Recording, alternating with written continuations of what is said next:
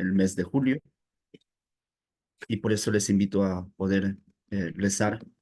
Vamos a rezar el Salmo número 1, este salmo que es mm, básicamente destinado para el hombre que tiene dos caminos.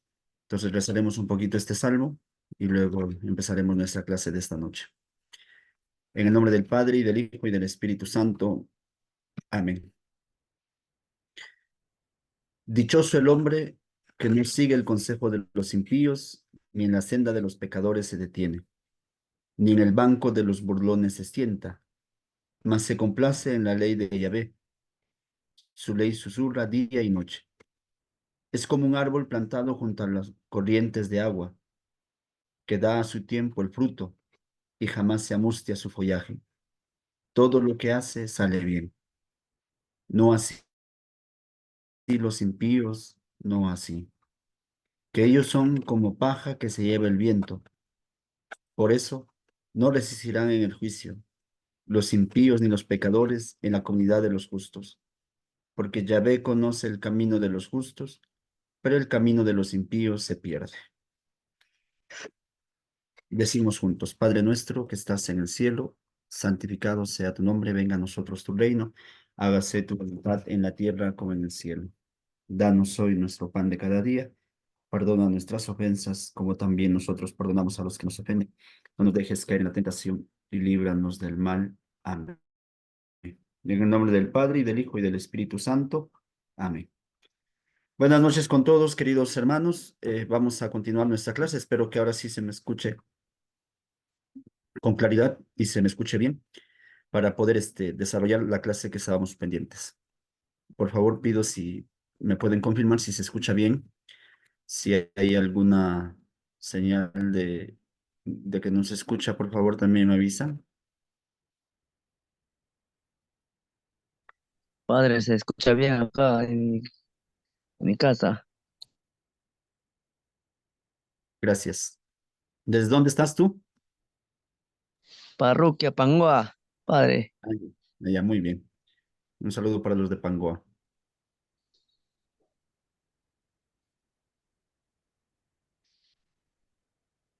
Listo. Entonces, si los de Pangoa me escuchan bien, quiere decir que todos me escuchan bien. Yo les pido que tengan su Biblia a la mano para que podamos avanzar, ¿ya? Por favor, tengan su Biblia a la mano de manera física mejor, porque la virtual no nos va a dejar apuntar o no nos va a dejar profundizar un poquito más, porque ahora vamos a ver ya algunos géneros literarios. Pero bueno, vamos a compartir pantalla en la última ocasión donde nos hemos quedado.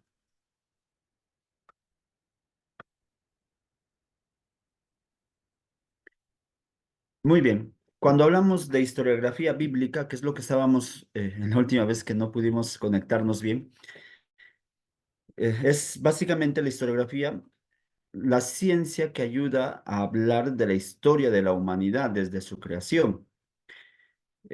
Queremos, en cierta manera, desde la Biblia, comprender cómo la historia del hombre ha llegado hasta nuestros tiempos. Eso es historiografía.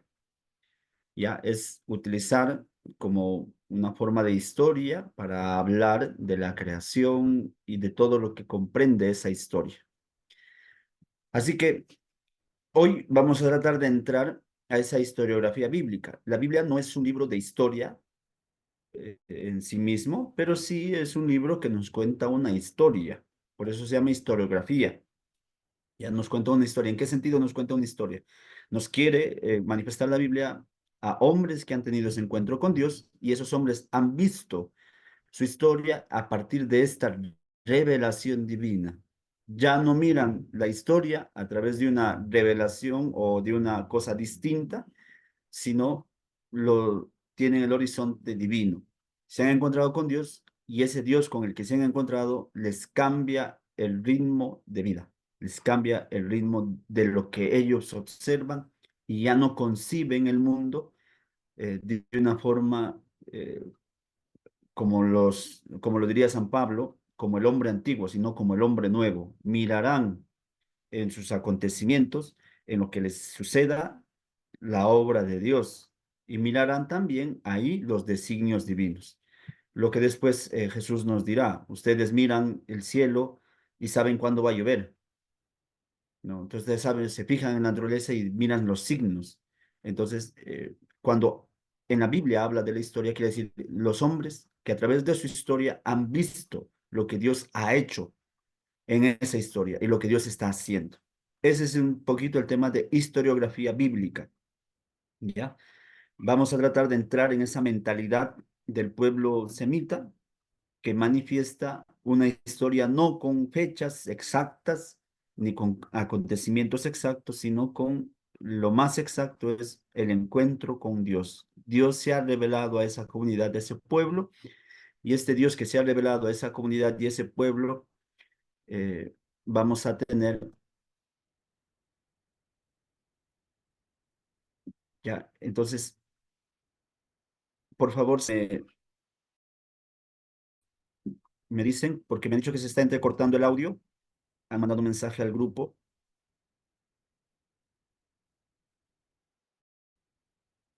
se escucha, se entrecorta, por favor, me avisan.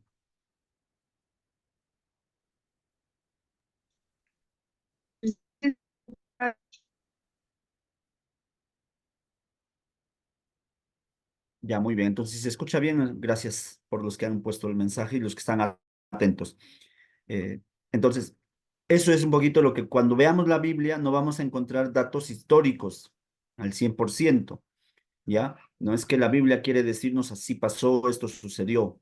No, la Biblia lo que quiere es manifestar esa revelación que Dios tuvo con ese hombre y ese hombre empieza a ver la vida, empieza a ver su historia de una forma distinta, ya no ya como siempre, sino de una forma distinta, donde Dios actúa, donde ve los signos de Dios.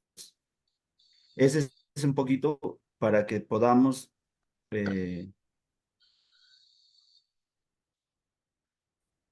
podamos un poquito contemplar la Biblia. Ya reitero, no es un acontecimiento histórico detalladamente. La Biblia no es un libro de historia, no es un ensayo periodístico donde tiene que detallar las cosas con exactitud. Lo que la Biblia quiere escribir es cómo este hombre salvado por Dios, cómo esta comunidad salvada por Dios ha encontrado en su historia la huella de Dios, a este Dios que le salva. Por eso es que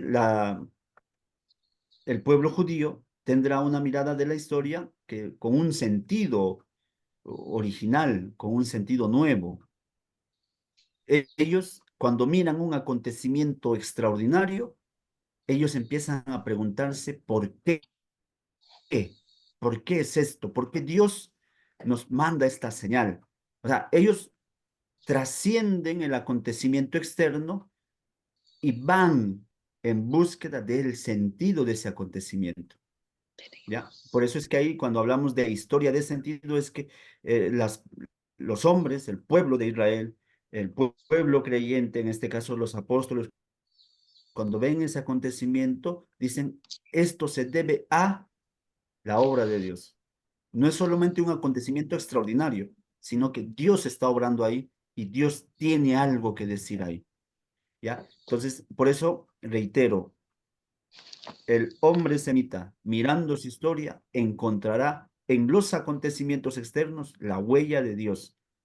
Y los acontecimientos externos no son lo importante.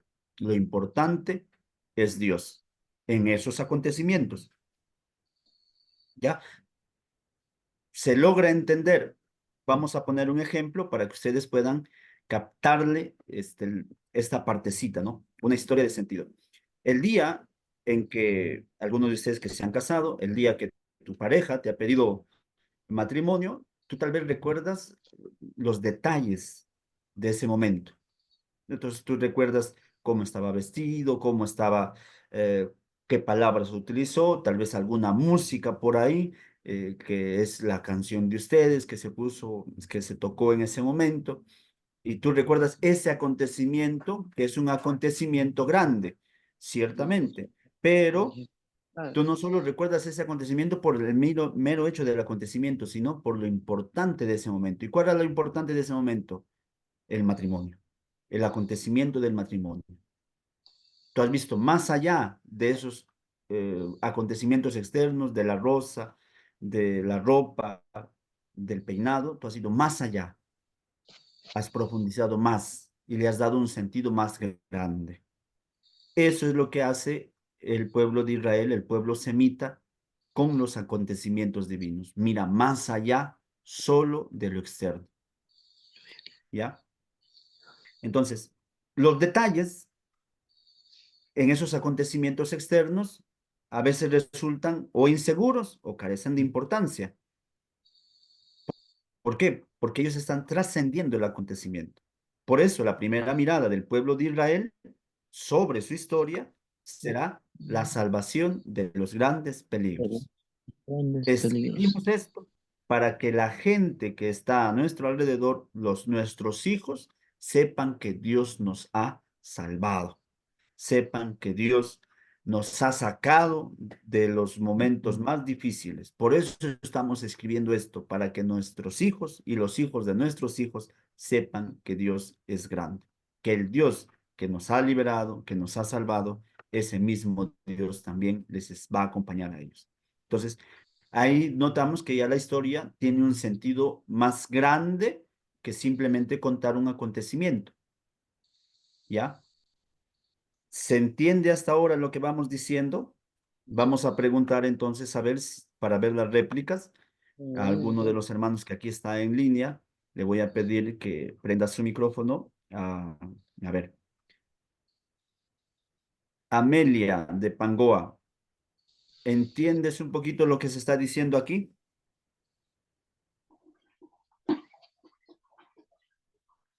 Padre, buenas noches con todos, hermanos. Recién acabo de ingresar, padre, me va a disculpar. ¿Cuál era la pregunta? Pero si recién has ingresado, entonces no te has enterado de mucho, así que vamos a cambiar a otra persona. A ver, Sí, ¿quién más padre, está? disculpe, No te gracias. preocupes. Janet, que está por ahí. Bueno, aquí dice Janet, ¿no?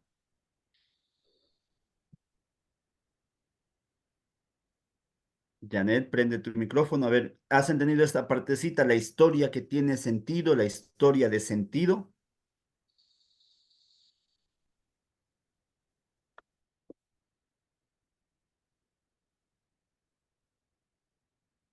No está Janet. A ver. Hola, buenas Ah, noches. ya está. Ahí está. Muy bien. Disculpe, A ver, estoy de guardia, estoy entre y sale yo trabajo en salud y no estoy no he estado escuchando muy bien. ya. Entonces, ahorita hay que prestar atención, ¿ya? A ver, vamos a buscar a otra persona más. Gracias, Janet. Liliana de Pichanaki, aquí está, ¿ve? Eso es lo bueno que colocan el nombre de su parroquia.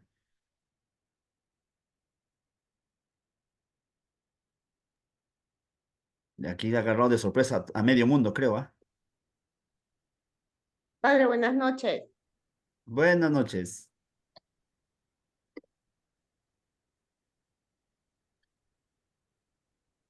A ver, Liliana de San Ramón dice aquí. Ah, pero aquí hay otra Liliana también. Bueno, ya tú que has prendido el micrófono, Liliana de San Ramón. A ver, Sí, padre, dígame. ¿has entendido esta partecita que hemos explicado? Estaba hablando de los signos de los tiempos. Ya, muy bien. Recuérdate que el tema es la historia de sentido. Cuando veamos la Biblia no solo cuenta unos hechos históricos, sino que quiere trascender más allá, va más allá del mismo acontecimiento. Eso es un poquito lo que estamos explicando. No sé si has logrado entender. Incluso puse un ejemplo ahora afirmando de que, por ejemplo, tú recuerdas los detalles de tu pedida de mano. Tal vez no lo recuerdas con el lujo de detalles, pero lo importante de ese acontecimiento, ¿cuál fue? El que aceptes el matrimonio. Eso era, poníamos el ejemplo. La Ujú. Biblia ve en ese horizonte. ¿Has entendido esa partecita o volvemos a repetir, Liliana? Mm, Quisiera que lo vuelva a repetir, padre, por favor. Mm, Ya, muy bien. Vamos a volver a hacerlo porque me estoy dando cuenta que hay muchos hermanos que están durmiendo o aquí Luz nos dice, mira, ella que un poquito está con el problema de la red, dice, lo importante es la esencia, el significado de los hechos y no tanto los hechos. Muy bien, Luz. Gracias por estar atenta. Eso me alegra. Que haya personas que estemos ahí un poquito conectados. Entonces, cuando hablábamos de historiografía en la Biblia, decíamos que la Biblia no cuenta solo un hecho histórico. A la Biblia lo que le importa no son los datos históricos. A la Biblia lo que le importa más es la salvación. Y por eso decíamos, el hombre que escribe la Biblia no quiere escribir simplemente fechas y datos históricos, sino que quiere darle un mayor sentido. Encontró en ese acontecimiento histórico la huella de Dios. Por eso decíamos, la historia en la Biblia es una historia de sentido. Aquí está, una historia de sentido. ¿Qué quiere decir una historia de sentido? Que la gente cuando mire el acontecimiento externo se da cuenta que Dios ahí los está salvando. Un ejemplo de eso, es lo siguiente. El mar cuando se abre en dos por Moisés. O sea, no solamente ellos se quedan con, oh, qué milagro, sino qué cosa dan un sentido. Dice, Dios nos está ayudando a salir de la esclavitud a una situación nueva. El mar no se ha abierto simplemente por coincidencia. No solamente se ha abierto porque Moisés lo ha dicho, sino es que Dios está ahí animando esa historia. Entonces, esa es una historia de sentido. A veces los detalles un poquito en la Biblia pueden variar, porque lo importante no son los detalles del acontecimiento. Lo importante es cómo Dios se muestra salvando de los grandes peligros al pueblo de Israel. ¿Ya? Entonces, cuando tú leas la Biblia, reitero, no mires como si fuera un hecho histórico, sino es una historia de sentido. Ir a lo profundo, trascender el acontecimiento. Ahora sí, vamos a preguntar de nuevo, porque ya lo estamos repitiendo y voy a agarrar de nuevo a los que están por ahí. Así que atentos, atentos, atentos, a ver a quién vamos a buscar. César, hermano César, que estás por ahí, de San Ramón.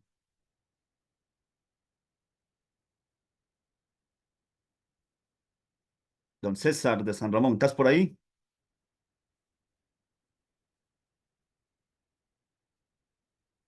Está sufriendo don César para prender el micrófono. Patricia, aquí hay una Patricia, vamos a decir, a ver. Patricia, por favor, esta parte ahora sí se ha entendido mejor.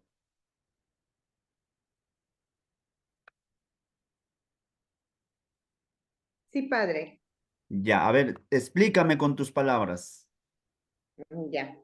La Biblia no nos manifiesta o no nos menciona solo hechos históricos, sino que nos da a entender nuestra salvación. La Biblia no nos va a manifestar lo que ha sucedido realmente, ¿no? También es parte, pero como que nos habla más que eso, ¿no? Podríamos decir que, que nos va a mencionar o nos va a manifestar lo que va a pasar, ¿no? Y lo que estamos pasando. ¿Está Muy bien? bien, Patricia, has ido en el 80%, muy bien. Y aquí con lo que tú me has dicho, pues vamos a ayudarte y vamos a ayudar a los demás también a comprender. En resumen, podríamos decir esta historia de sentido es que la Biblia no es un libro de historia, es un libro de fe. Ahí se puede comprender con mayor plenitud esto. La Biblia no quiere darte detalles de los acontecimientos, sino quiere hacerte ver cómo en ese acontecimiento ha obrado Dios.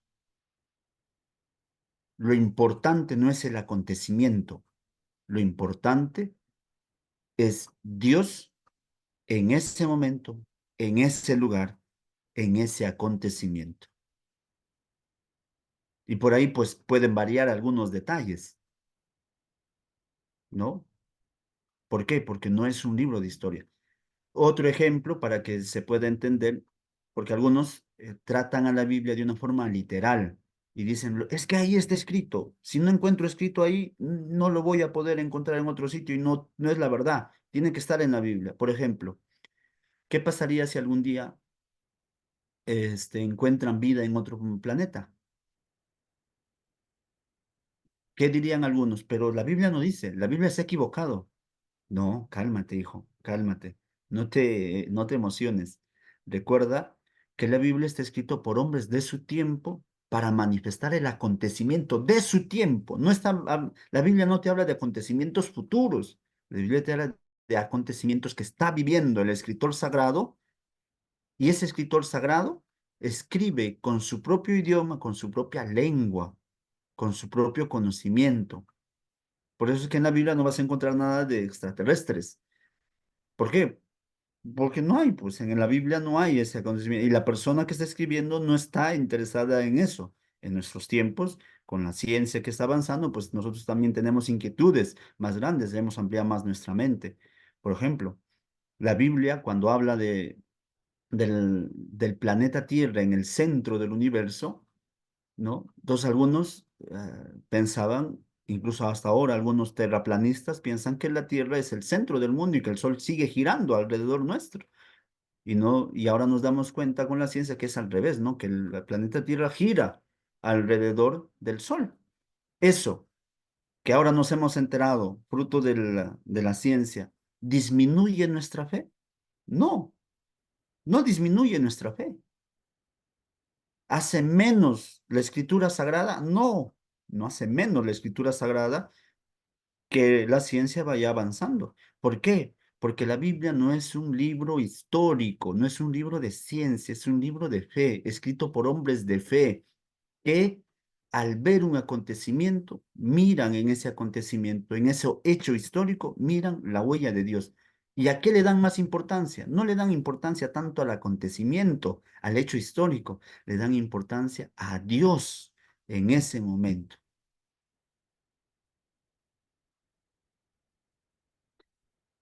A ver, vamos a terminar de preguntar la última pregunta en este punto, porque todavía tenemos. A ver, Johnny, tú que siempre eres el que pregunta en clase, ¿se ha podido entender ahora sí con esta explicación y con tus palabras me podrías decir este tema de historia de sentido? Padre, ¿qué tal? ¿Cómo está? Buenas noches y buenas Buenas noches a noches. todos los hermanos. Bueno, sí, yo lo que entiendo que más prevalece es la presencia de Dios, ¿no? Que es nuestra salvación, más allá de los acontecimientos que hayan sucedido. Pero sin embargo, hay algo que quisiera que aclare, porque no me queda claro lo que dice usted, que los que han escrito escriben para o sea, el momento en que que está sucediendo o que ha sucedido, ¿no? En ese entonces. Pero si vemos algunos pasajes de la Biblia, también trata de estos momentos. O sea, eso es lo que no me queda claro. No sé si me entendió, padre. Sí, sí, sí, muchas gracias por la pregunta. Y justo vamos a ir, la semana siguiente vamos a ver con los géneros literarios. De hecho, dentro de los géneros literarios hay géneros literarios históricos, narrativos, y hay géneros apocalípticos, hay géneros proféticos en la Biblia. ¿Qué son los géneros apocalípticos? Que es lo que comúnmente nosotros llamamos el apocalipsis, haciendo ver que hay acontecimientos que nos hablan del futuro, o géneros proféticos, profecías, que ahora, mal que bien, la profecía se malentiende como un hecho de hablar de algo que va a suceder a futuro. Y recuerden que el profeta no es alguien que habla a futuro, el profeta es aquel que denuncia, habla por Dios a la comunidad y denuncia los acontecimientos que está haciendo mal el pueblo. Por eso es profeta, ¿no? El profeta es aquel que habla en favor de Dios, que habla por Dios a esa comunidad. Y ahí vamos a tomar un tiempito para diferenciar entre textos proféticos, textos apocalípticos, que también son distintos. A veces se mezclan los dos, el texto profético con el apocalíptico o el apocalíptico con el profético. Eso encontraremos, por ejemplo, en el profeta Daniel. Si pueden ir avanzando leyendo el profeta Daniel, va a ser de mejor ayuda. Pero qué bueno que hayas entendido la primera parte, que es esta historia de sentido. Y lo segundo, recuerden que estamos hablando, cuando hablábamos de canonicidad, cuando hablábamos también de este sentido de la Biblia como un escrito que se ha demorado mucho tiempo, utilizábamos, para hablar del autor, utilizábamos uno, que el autor, que la Biblia tiene dos autores. El primer autor es el autor divino, el Espíritu Santo, Dios. Y el otro es el autor humano. ¿Quién es el autor humano? ¿Quién se recuerda cómo se llamaba, cómo se le determina al autor humano? Tiene un nombre específico, no se le llama autor humano. ¿Cómo se le llama? A ver, ¿quién lo escribe o quién lo da a entender? Padre, si más no recuerdo, era el geógrafo. Muy bien, el agiógrafo. El agiógrafo es una persona, como tú, como yo, con sus propias, el propio lenguaje, propia mentalidad, propia cultura, que escribe inspirado por Dios. Por eso es que se dice que también el hombre, ese escritor, es un autor también. Y nosotros en un momento decíamos, Dios no usurpa el cuerpo del hombre para que escriba el hombre, y el hombre es simplemente un robotcito, no es así. Dios no utiliza el agiógrafo. No, no, no. El agiógrafo es el autor verdadero también de la palabra de Dios. ¿Ya? Entonces, mírenme qué bonito es recordar todo lo demás para ir entendiendo esto. Porque una persona, el agiógrafo, por ejemplo, cuando mira y contempla el acontecimiento del Mar Muerto, que es un acontecimiento grande que ustedes han visto, que meditamos, hay películas de Moisés y el Mar Muerto. Entonces, tú cuando miras, por ejemplo, la película de Moisés, el escritor sagrado, cuando mira ese acontecimiento de que el mar se abre, no solo se dice, wow, qué asombroso. No, no, no, no, no se queda en ese acontecimiento, sino dice, Dios nos está permitiendo dar vida, salir salvos, salvados de este acontecimiento. Por eso cuando pasan el mar, el escritor sagrado recoge un cántico, un canto de alabanza a Dios, porque dice, Dios ha sido tan bueno que nos ha permitido salir de esa encrucijada en que estábamos y hemos visto, los caballos del faraón se han hundido, su ejército ha desaparecido. ¿Viste? Entonces, ese es el escritor sagrado. El escritor sagrado mira el acontecimiento, pero va más allá. Mira la huella de Dios. Reitero, no quiero pasar este punto sin que ustedes comprendan eso. Ya, tienen que comprender esa realidad. ¿Para qué? Para que miren a la Biblia no de una forma literal. El peor peligro para el catequista, el peor peligro para el animador, para el diácono, para el servidor del altar, para todos ustedes que acompañan, es leer la Biblia de una forma literal. Y terminar diciendo, aquí dice, así dice. Sí, sí, así dice, está bien. Pero tienes que ir, trascender, es ir a la mente del autor, del escritor, del agiógrafo, ir al corazón de Dios y decir, ¿por qué está diciendo esto? ¿Ya? Y cuando han conversado con el padre Carlos en algún momento en esos diálogos de espiritualidad que han llevado, han visto la lección divina, que también sería bueno recobrar esto. ¿Por qué? ¿Por qué la lección divina? Porque la lección divina nos ayuda a entender el texto, a profundizar más en el texto y al final decir, Señor, ¿qué me dices con eso? Ese texto, ¿qué me dice a mí?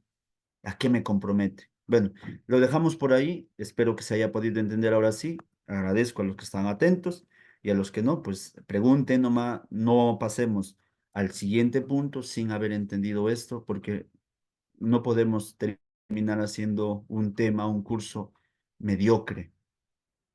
No podemos decir estoy aquí escuchando y no aprendiendo, sino que reiteramos, lo que ustedes aprendan ahora, cómo traten a la Biblia ahora, enseñarán a los niños, jóvenes y adultos que acompañen a tratar la Biblia así. Bueno, una historiografía popular. Si estamos hablando de historiografía, vamos a ver que hace rato era una historiografía que tiene sentido. Ahora vamos a ver una historiografía popular. Los escritores no son gente, por así decirlo, cultísima, no son sabios. Los escritores escriben para semitas sencillos, para campesinos, para pastores. y que a la vez esos eran soldados. No es que está escribiendo para gente inteligente, para filósofos, ni teólogos de su momento. Está escribiendo para gente que trabaja en el día a día. Por eso, contra la historia, solo se hizo, contar la historia, solo se hizo por medio de historias.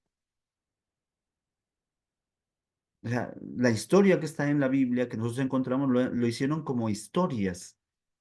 Es como cuando tú hablas con tus hijos y les dices, mira, hijo, te cuento lo que me pasó cuando yo tenía 10 años. Y le cuentas como si fuera un cuentito, algo así, pero fue algo real, ¿no? Y tu hijo te va entendiendo. O le cuentas cómo fue tu primera comunión, cómo fue tu confirmación, cómo fueron tus años de colegio. Y lo cuentas con anécdotas, con un poquito de lágrimas tal vez, o un poquito de risas. Es una historia que tú le estás con... No es que no sea verdad, es una verdad, es tú has vivido ese acontecimiento, pero lo cuentas a través de una historia, ¿no? Entonces a veces hasta nos confundimos en los detalles, en el color de ropa, en el tipo de peinado. Lo de menos son los detalles. Lo importante que es que el otro, la otra que me esté escuchando, logre captar mi experiencia y a su vez ella pueda, escuchando mi experiencia, encontrar algo que le ayude y le sirva, como a mí me sirvió ese acontecimiento. Entonces, aquí el punto esencial de este segundo subtítulo es eso, es una historia escrita para gente sencilla. No es para gente filósofa, no es para gente culta. Los escritores son gente, bueno, gente del pueblo, campesinos, pastores, sencillos. Por eso vamos a ver en Primera de Samuel. Busquemos la Biblia, por favor. Primera de Samuel 16:11. Busquemos la Biblia. Primera de Samuel 16:11. Y yo, como hace rato, voy a pedir a alguien que está aquí en la sala que nos ayude leyendo ese texto. ¿Ya? Primera de Samuel 16:11.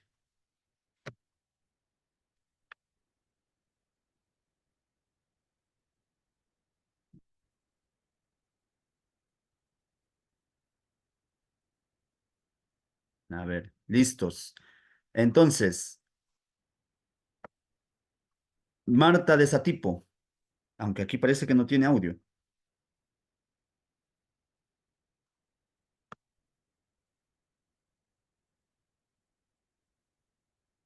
Ya como no tiene audio, vamos a pedir a Sonia de la Cruz. Por favor, léenos el texto de Primera de Samuel 16:11.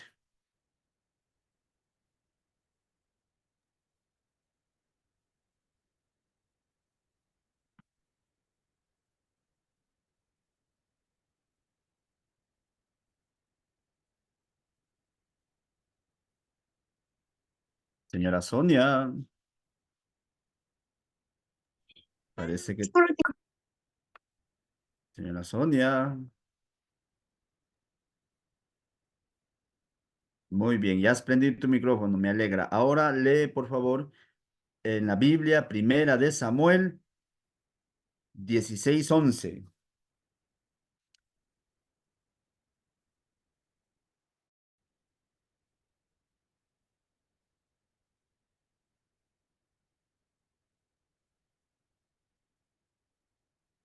Uy, se apagó tu micrófono de nuevo, señora Sonia. Padre, yo leo. Padre, Ya, ahora ya bien. estoy, ya encontré. Ya, muy bien, ya está. Gracias, Liliana, por tu apoyo y tu esfuerzo. Sonia va a leerlo, muy bien. Listo, Padre. Si tú, Señor, lo permites, nosotros, tus servidores, buscaremos un hombre que sepa tocar la cítara para que cuando te atormente el espíritu malo de Dios, toque y sientas alivio. Del 16. Estás leyendo Primera de Samuel 16:11. 16:11. Ya Entonces estoy en Samuel el dijo 16. a Jesús. Ajá. Ya. Me fui No al se 16. emocionen, no se emocionen. Ya. Preguntó pues Samuel a José, ¿están aquí todos tus hijos? Él contestó, falta el más pequeño, que está cuidando las ovejas. Samuel dijo, anda a buscarlo, pues no sé, No nos sentaremos a comer hasta que Él haya venido. Palabra de Dios. Te Te alabamos. alabamos. Muchas gracias, Sonia. Qué bueno que la hayas encontrado el texto. Miren, ve, ¿se recuerdan cómo Dios llamó a David para ser rey? Es como si fuera una historia bonita, ¿no? Pero fue un acontecimiento. Y cómo la gente del pueblo de Israel contaba este acontecimiento, cómo lo contaba, cómo lo transmitía a través de esta historia, que tiene bonitos momentos, y momentos no solo espirituales, sino también momentos reflexivos. Si ustedes leen el texto un poquito más amplio, encontrarán la frase, Dios mira con el corazón, nosotros miramos con los ojos. ¿Viste? Esa historia de cómo surgió el primer rey fue contado por los hombres de una forma sencilla, educativa, formativa. Esa es la Biblia, esa es nuestra Biblia. Es algo escrito. Después dará gracias y dirá, te doy gracias, Padre, Dios Todopoderoso, porque esto no lo has revelado ni a los sabios ni a los entendidos, sino le has dado a conocer a los humildes, a los pequeños. ¿Se recuerdan ese texto de Jesús? Las palabras, esas sí son las palabras de Jesús. Te doy gracias porque lo has dado a conocer a los sencillos, a los que el mundo creía que no valían. A ellos les ha dado a conocer. Entonces, en la Biblia es una historiografía popular, sencilla. Sigamos. Una historiografía referida al presente. No expone ningún hecho con vistas a la historia en sí, sino siempre en su relación con el aquí y el ahora del historiador. Cuando el hombre está escribiendo, no está diciendo esto va a suceder a futuro, no, está hablando de su presente. Lo que pasaba en el rey David, está hablando de su presente. El pueblo de Israel necesitaba tener una base firme como rey. Y por eso esta historia surge del corazón del pueblo que ve la salvación en este joven, David. Y lo miraban así. Y después nosotros, con el paso del tiempo, miraremos que David es el mejor de los reyes del pueblo de Israel. Tanto su figura se ha enaltecido que de su descendencia vendrá el Salvador. Es una historia del presente. Una historiografía simbólica. Aparecen en la Biblia dos géneros de símbolos. A, las personas y B, los números. Personas, como son en este caso Moisés, Abraham, Jacob, que son personas importantes por la misión que han hecho en el pueblo de Israel. Hablar de Moisés y su figura trascendental en la historia de la salvación del pueblo de Israel es un símbolo para el judaísmo y para el cristianismo también. Abraham, el padre de la fe. Jacob, el padre de las tribus de Israel, que al final Jacob cambiará de nombre. Ya, entonces, por ejemplo, Abraham, Jacob y Moisés son figuras trascendentales, ¿no? Y aparecen también Set, Cam, Jafet, que son personajes simbólicos en esa historia. Ahora, lista y documentos también, ¿no? Ahí en el tema de los números simbólico, ya también han hecho su tarea. Les felicito a los que han avanzado bastante con su trabajo, era hasta ayer. Así que bendito sea el Señor. Espero que hayan aprendido bastante. Y los que se han frustrado con el trabajo, pues no se preocupen. Voy a ser generoso con los 0,5. Mentira, es una broma. Vamos a ver si han leído o han copiado y pegado nomás. Lista y documentos. En la Biblia también vas a encontrar bastantes textos con listas. Vas a encontrar lista de nombres, lista de personas, lista genealógica hasta Jesús. Por ejemplo, en el Evangelio de Mateo encuentras la genealogía de Jesús. Eso, por ejemplo, es un tipo de escritura, es un tipo de género, ¿no? Son listas que se dan. Bueno, no leemos mucho para no demorarnos más, pero recuerden eso, en la Biblia también tenemos eso, es como si fuera un cuaderno de cuentas, ¿no? Un cuaderno de cuentas donde vas apuntando esto, esta persona tiene esto, como si fuera un censo. Padre, pero que tiene, la Biblia nos interesa, la historia de la salvación, que los acontecimientos, pero justamente dentro de esos acontecimientos también aparecen listas de personas. El mismo Jesús tiene una lista genealógica, tanto en Mateo como en Lucas. Ahora, en la Biblia también vas a encontrar textos que hablan de vocaciones. Y esto es interesante porque no es una historia, sino es una vocación. Y eso es como si fuera un nuevo género literario, un género interesante para estudiar. Si alguien quisiera estudiar eso de las vocaciones, el género de vocación, cómo Dios va llamando, cómo Dios va acogiendo al hombre, vamos a leer, ¿ya? Vamos a leer por lo menos dos textos. Unos que vayan buscando Isaías capítulo 6, versículos del 1 al 13, y los otros que busquen Ezequiel 1, del 1 al 3, ¿ya? Isaías y Ezequiel.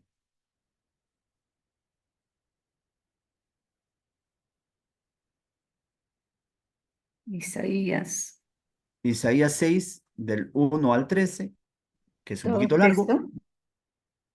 y Ezequiel 1, del 1 al 3. Vocación de Isaías. ¿Puedo? Sí, por favor. El año de la muerte del rey Osías, vi al Señor sentado sobre un trono alto y excelso. El borde de su manto llenaba el templo.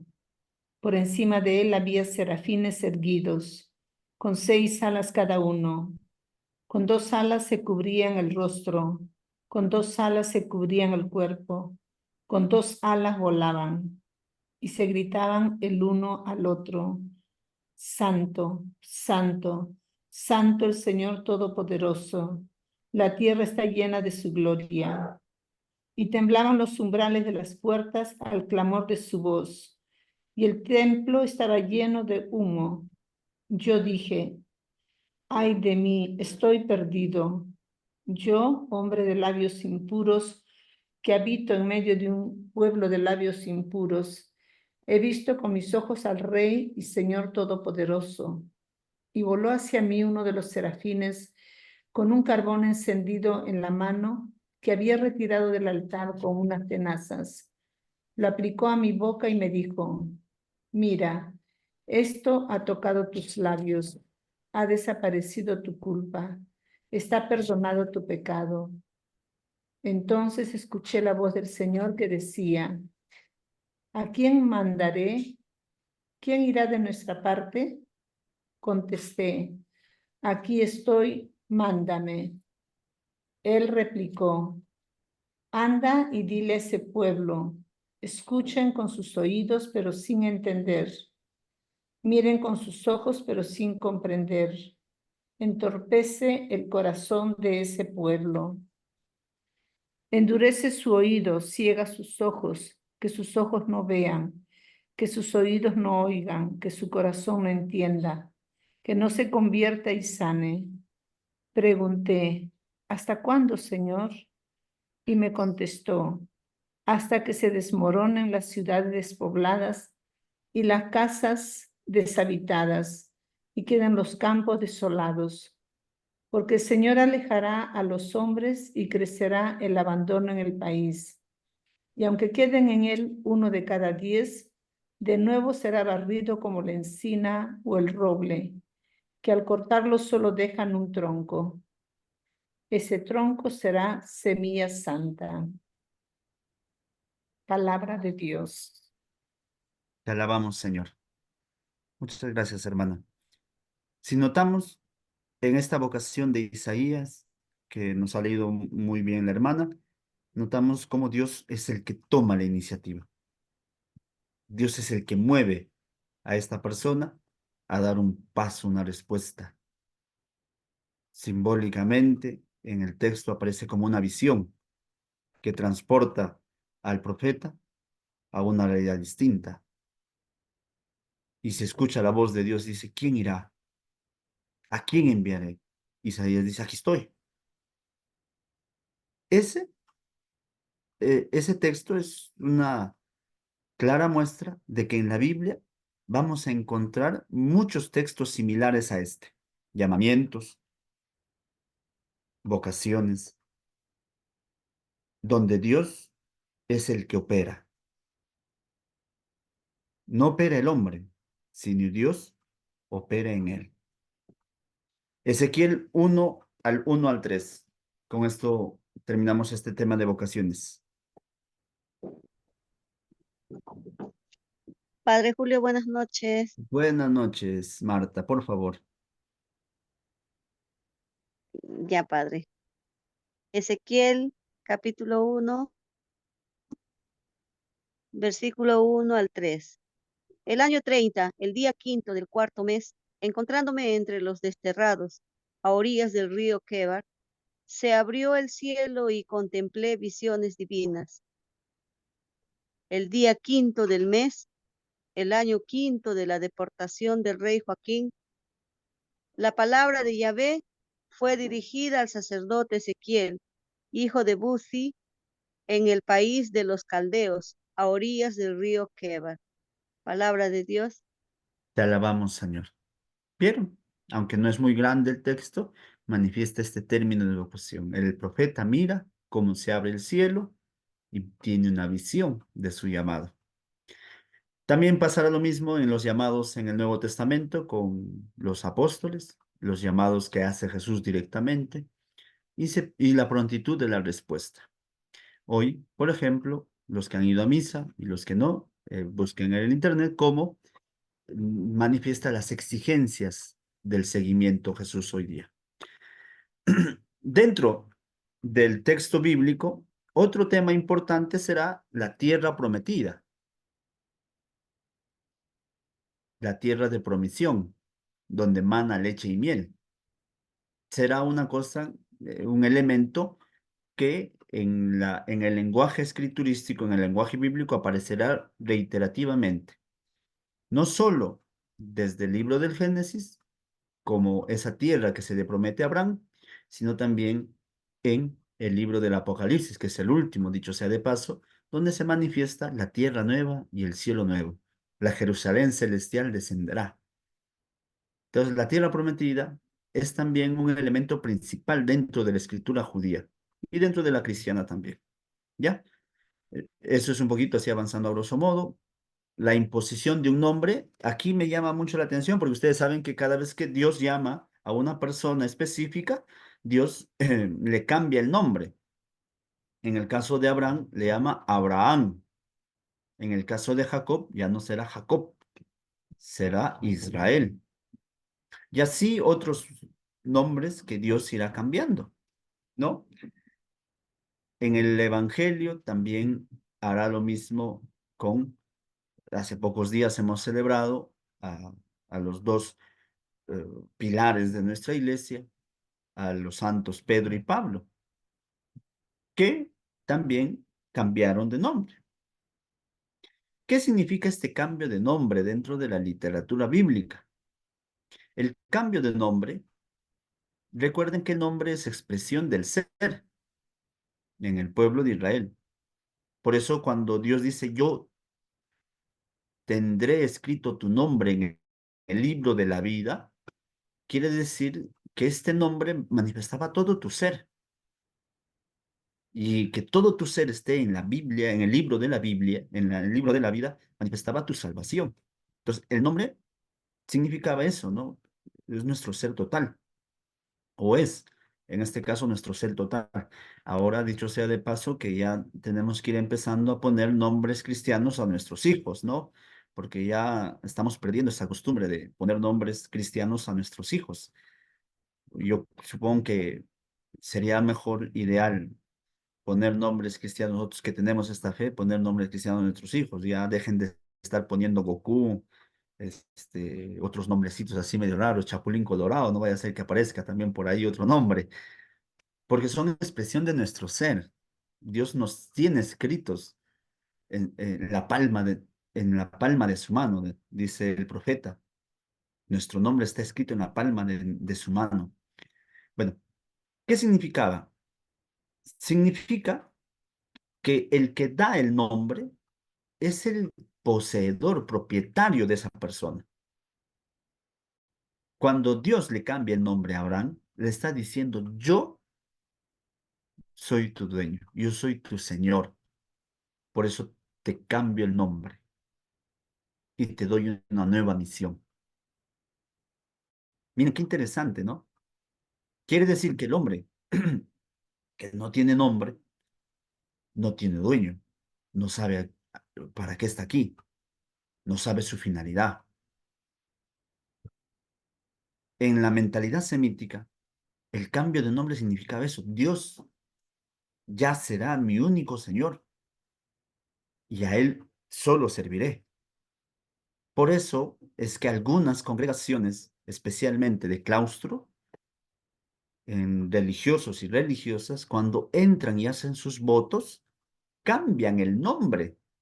Y no sé si alguna vez ustedes han encontrado a hermanas religiosos, religiosas, que tienen eso, no tienen un nombre muy llamativo, no solo llamativo, sino muy inspirador, muy espiritual.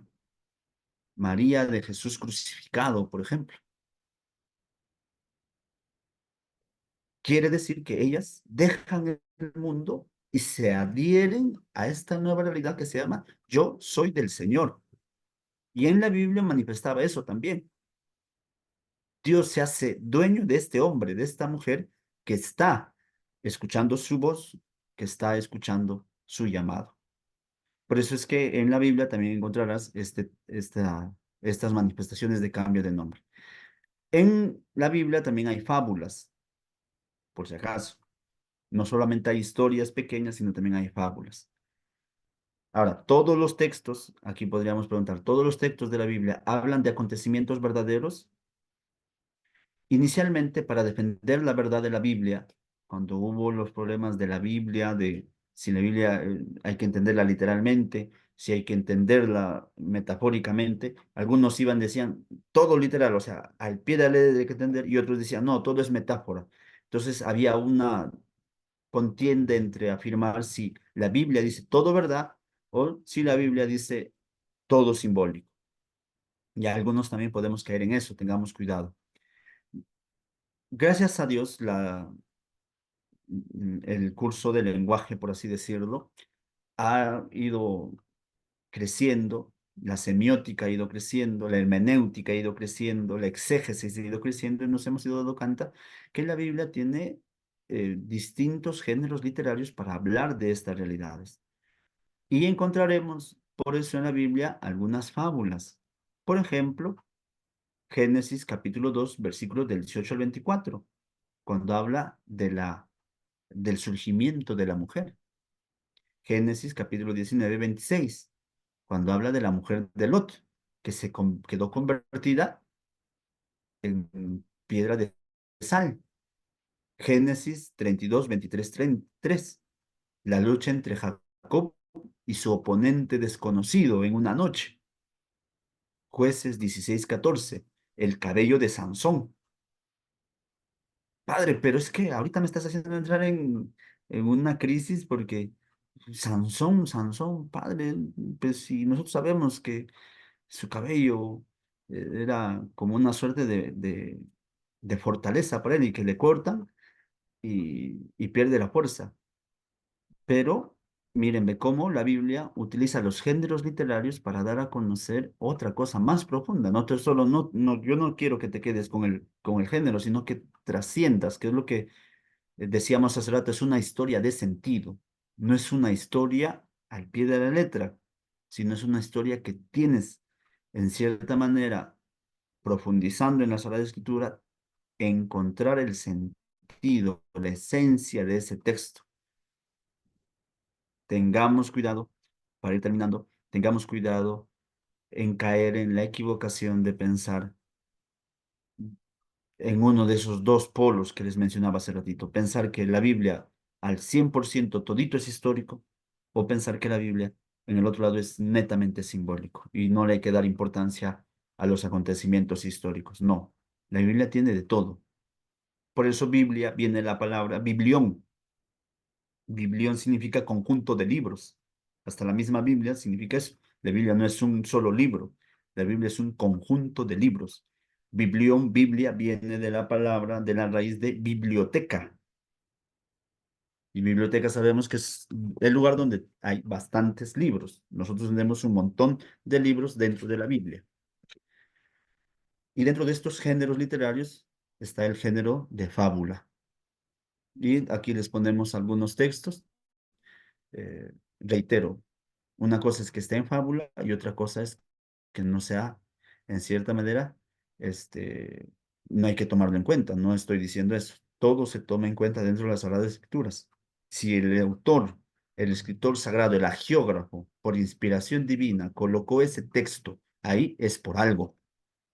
Y ese algo hay que encontrar. ¿Ya? Dicho sea de paso, ¿saben qué es interesante? Que de Sansón y del cabello de Sansón se ha sacado un montón de películas, un montón de textos, hasta el Chapulín Colorado ha salido en una escena de Sansón.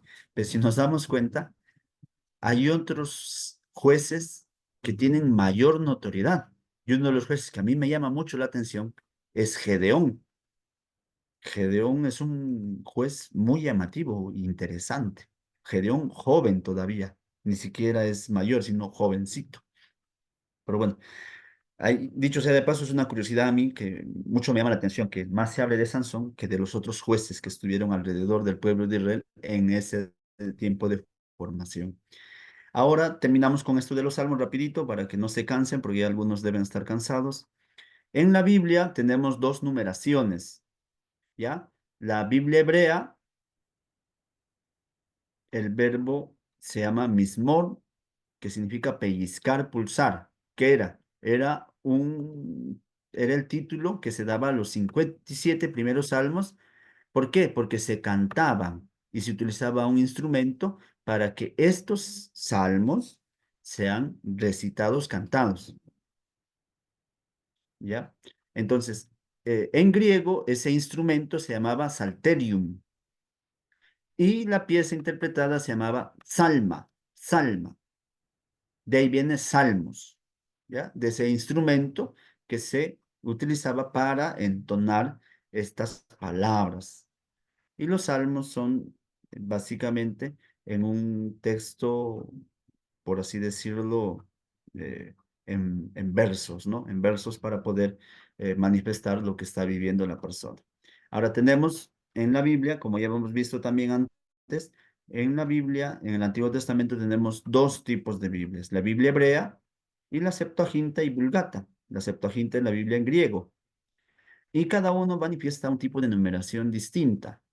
Aquí yo pongo en pantallazo que ustedes pueden tomar cómo se diferencian los números de la Biblia. Mientras que en la Biblia hebrea y en la Biblia griega, los dos del Salmo 1 al 8 son igual, en la Biblia hebrea juntan el Salmo número 9 y el Salmo número 10. Mientras que en la Biblia griega solo se tiene el Salmo número 9 y se mantiene como número 9. Pero aquí es el número 9 y 10, un solo.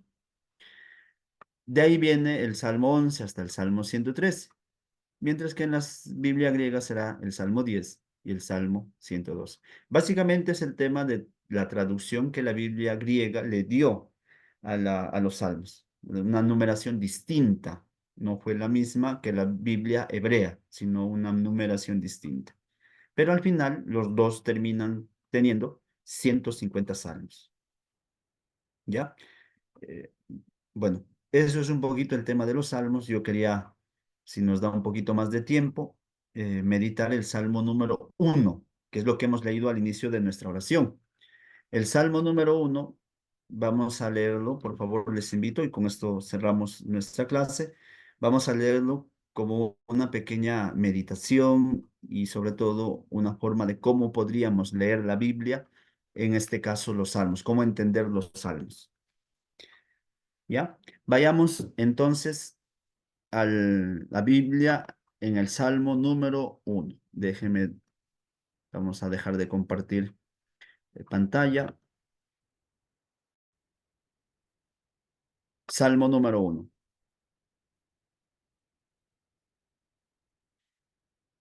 ¿Quién tiene, por favor, la Biblia? Yo, padre, acá está. Salmo Ya, número, por favor. Solo quiero que leas el primer versículo.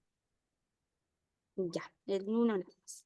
Ya. Dichoso el hombre que no va malvados, ni sigue el camino de los pecadores, ni se sienta en la junta de los burlones.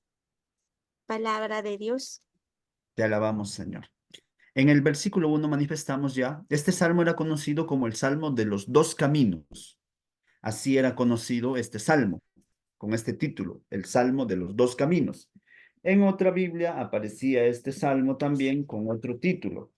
A ver, llamaba también Bienaventuranzas del varón, o dichoso el hombre. También era conocido así este salmo. Bienaventuranzas del varón, bienaventuranzas del hombre. ¿Qué quiere decir esto? Por ejemplo, aquí dice, ¿qué son los impíos? Los impíos del tiempo el del salmista es distinto a los impíos de nuestro tiempo, por si acaso. Por eso hay que entender bien esta realidad. El impío para el tiempo de Israel era el hombre que conociendo a Dios no quería saber nada. Por eso era el impío. Conociendo a Dios no lo elegía. El impío para nuestro tiempo es aquel que no conoce a Dios. ¿Ya? Entonces hay una diferencia abismal entre estas dos realidades. Reitero, por eso es la necesidad de entender bien estas palabras en la mente de su tiempo. Y ahora dirás, padre, pero ¿cómo él, conociendo a Dios, no se va a pegar? Así es la vida. Hay personas que conociendo a Dios no lo quieren aceptar.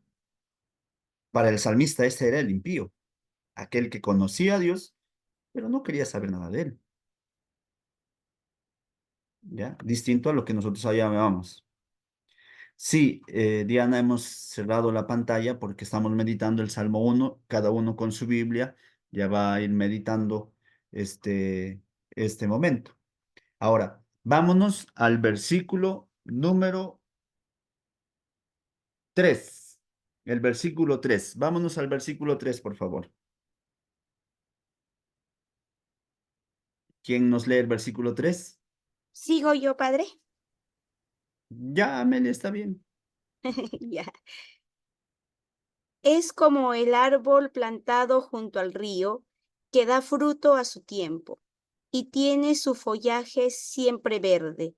Todo lo que él hace le resulta. Palabra de Dios. Te alabamos, Señor. ¿Alguien que tenga una versión distinta a lo de Amelia, por favor? Que lo vuelva a leer.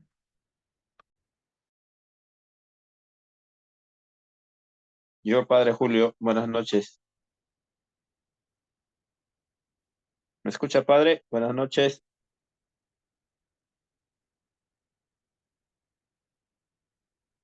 Sí te escuchamos, Walter, por favor. Ah, ya, Padre. Bien, gracias. Será como un árbol plantado junto al río, que da fruto a su tiempo. Su fronda no es marchita. En todo lo que hace prospera. Palabra de Dios. Te alabamos, Señor. Muy bien, si ustedes se dan cuenta en este texto, hay algo que algunos omiten, algunos traducciones omiten y otros que no lo omiten, sino que lo aclaran. El árbol, ¿dónde está plantado? ¿Junto a qué está plantado el árbol? En este Junto versículo al 3. río. Junto al río. Dice, el hombre que sigue el camino de Dios va a ser como un árbol plantado al río. ¿Qué de novedoso tiene eso? ¿Qué significa para ustedes que el hombre esté como ese árbol plantado cerca al río, junto al río. A ver, Siempre va a estar verde. perdón. Pues, si un árbol va a estar cerca al río, es por ende por el río, pues hay siempre el agua y por ende va a estar siempre frondoso, verdoso el árbol, ¿no?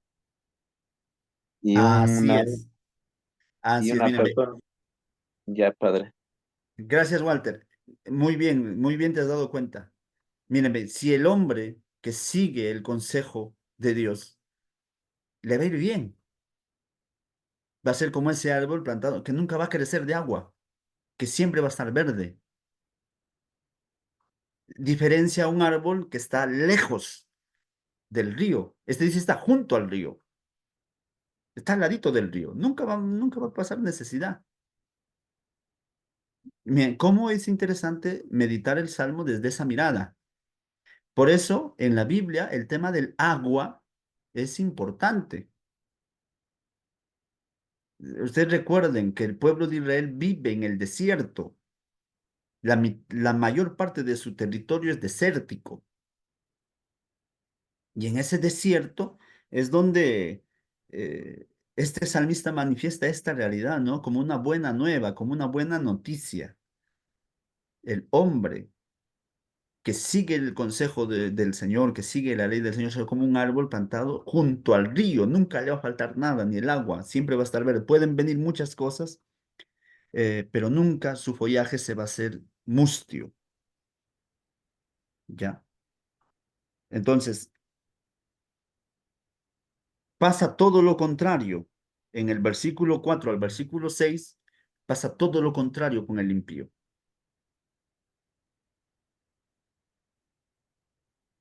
Les pedimos, así como hoy día hemos hecho una breve reflexión, una breve meditación de cómo se puede leer sin perder esos detalles, sin perder esas cositas que manifiesta la escritura, darnos cuenta cómo el lenguaje del escritor puede trascender su historia cuando nos cuenta su propia historia para que nosotros podamos aprender.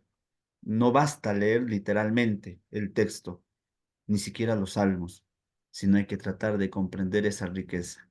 Le decimos a Dios que nos ayude a nosotros a estar plantados siempre al agua de vida.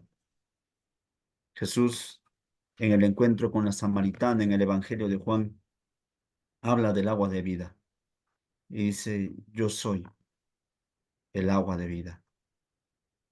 Señor, queremos estar plantados siempre contigo, queremos estar junto a ti, que nuestra vida sea verde, que nuestra vida sea algo que no se marchite bajo tu presencia. Pueden haber momentos de sequedad alrededor nuestro, pero si estoy contigo, si estoy a tu lado, Señor, tú me harás salir airoso y vencedor de estas batallas. Dios te salve María, llena eres de gracia, el Señor es contigo, bendita eres entre todas las mujeres y bendito es el fruto de tu vientre Jesús. Santa María, Madre de Dios, ruega por nosotros pecadores, ahora y en la hora de nuestra muerte.